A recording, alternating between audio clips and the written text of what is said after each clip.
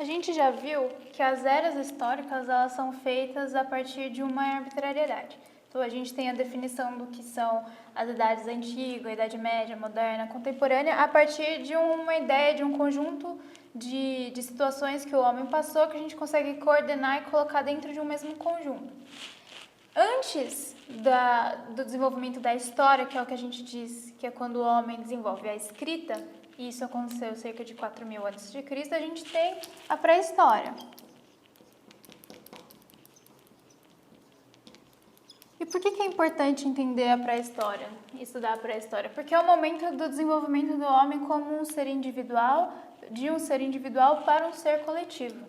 Então, todo o desenvolvimento das organizações políticas, econômicas e sociais e religiosas acontecem nesse período e que vão se desenvolver ao longo de um longo período que é o da pré-história.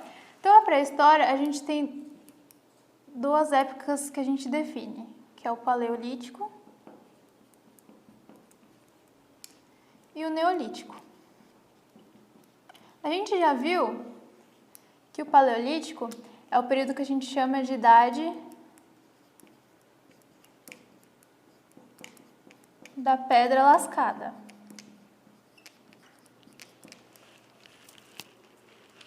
E a Idade da Pedra Lascada é o período de desenvolvimento dos primeiros instrumentos e ainda é um período de nomadismo do homem, que ele tem que se deslocar para sobreviver.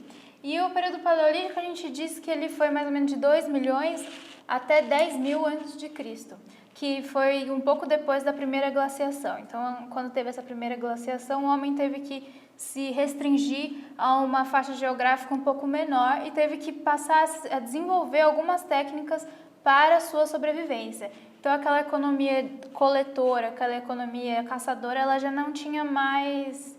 ela já não tinha possibilidade de existir naquele momento, apenas dessa forma. Então, o homem teve que desenvolver outras técnicas para sobreviver.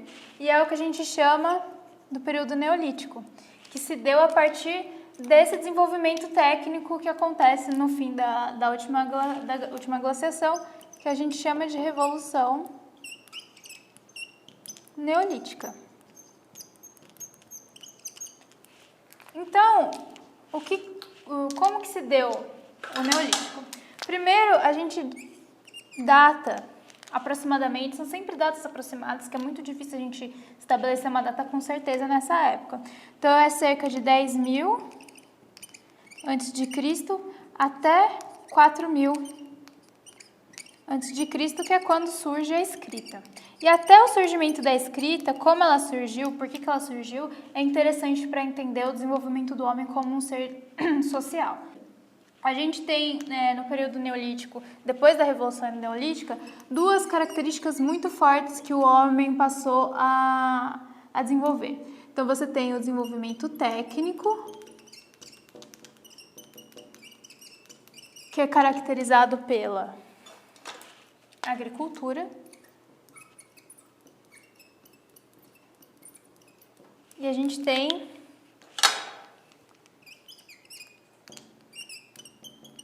a sedentarização.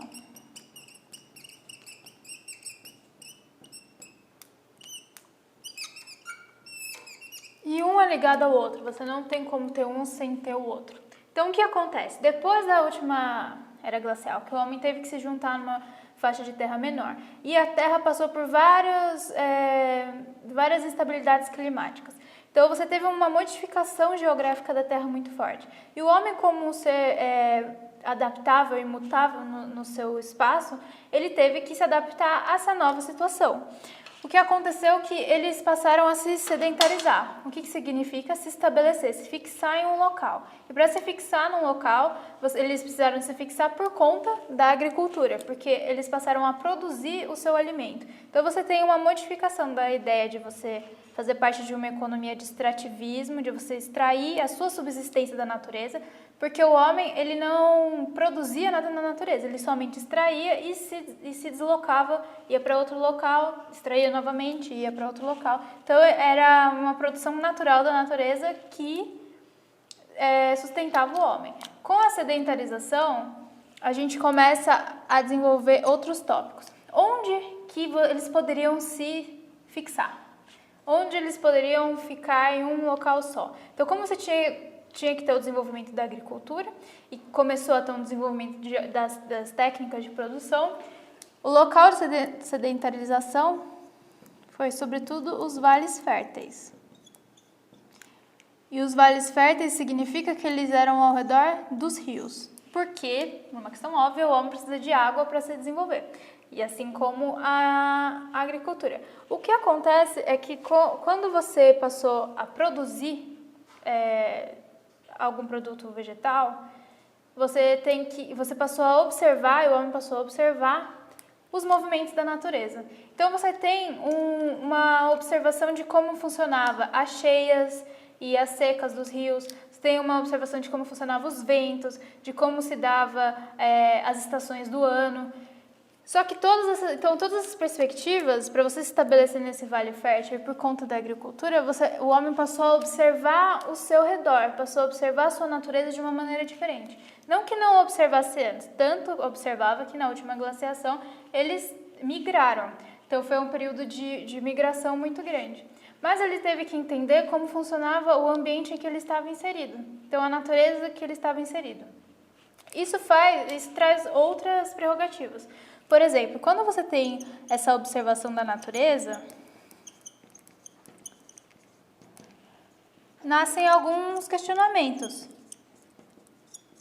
O homem nessa época ele não tinha como responder, entender como que os movimentos da natureza funcionavam. Então, por exemplo, o movimento de translação, o movimento de rotação, as fases da lua, as cheias do rio, os ventos, as mudanças climáticas, as estações do ano, todos são questionamentos da natureza, ou até, por exemplo, o movimento das estrelas, que no futuro foram determinadas as constelações, mas o movimento das estrelas, o que isso significava. Então, essa observação da natureza trouxe um outro questionamento. Então, a gente tem, quando encontra, e o homem, quando encontra desafios ao longo da história que ele não sabe responder, geralmente ele vai para uma resposta mística. Então, a gente tem um momento de uma ideia de misticismo, de mitos. Então, a gente tem o primeiro desenvolvimento de uma ideia religiosa. Mas isso daqui não é aquele conceito de religião que a gente tem, por exemplo, católico, nada do tipo. Mas é uma ideia de um desenvolvimento simbólico. Para você conseguir explicar, de certa forma, o que estava acontecendo na natureza que você não sabia explicar através da razão, que é o que a gente vai desenvolver ao longo do tempo. Então, surgem essas primeiras questões mitológicas ou religiosas nesse período. E a gente consegue perceber essas questões religiosas e mitológicas, por exemplo, nas pinturas rupestres. Quando a gente vê o Paleolítico na época do Homo sapiens, a gente encontra as primeiras pinturas. Por exemplo, na caverna de Lascaux, na França. Essas primeiras pinturas, eles têm um sentido mostra o misticismo mesmo do que estava acontecendo ali, sobretudo na caça. Então, essa ideia de misticismo, ela está muito ligada com os movimentos da natureza. Então, o desenvolvimento da natureza e até como que as religiões foram formadas, elas beberam muito dessa ideia, desse desenvolvimento da natureza e tentar explicar algo que a gente não conseguia explicar naquele período.